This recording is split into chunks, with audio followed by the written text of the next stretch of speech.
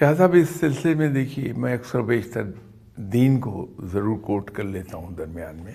دیکھنے کی بات یہ ہے کہ جو اصول متعین ہیں مسلمان کے لیے رب تعالیٰ نے قرآن اور آپ صلی اللہ علیہ وسلم کی حدیث،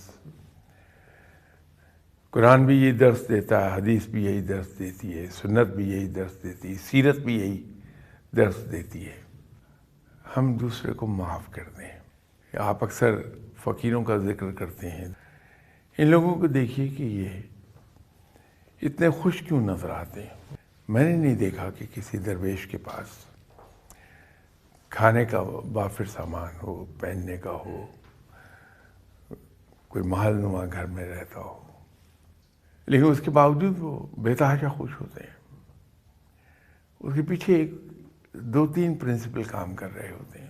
وہ یہ کہ انہیں کسی سے گلہ شکوہ اور شکایت نہیں ہوتی، حالانکہ انسان ہے وہ. ٹھیک ہے. اور جب دوسرے انسان سے انٹریکشن میں آئیں گے تو شکایت ہونا ایک فطری چیز ہے. اس کی وجہ یہ ہے کہ اس نے ایک چیز سیکھ لی، خلق خدا سے پیار کرنا. سیکھا تو اس نے یہ، ٹھیک ہے.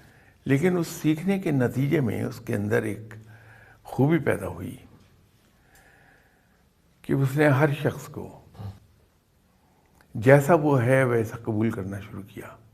دوسرا اس نے ایک کام یہ کیا کہ وہ ایک پرنسپل پر چلا گیا، میرا کسی پر کوئی حق نہیں ہے لیکن دوسروں کے سب کے میرے اوپر حق ہیں.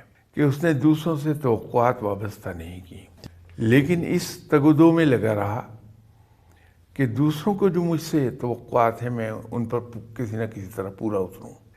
تو یوں گلے شکوے شکایتیں درمیان سے نکل گئی. تو اگر ہم دین کے ان اصولوں پر چلے جائیں کہ کھلے دل سے معاف کر دے اللہ کے نام پہ، یہ بنیادی چیز ہے.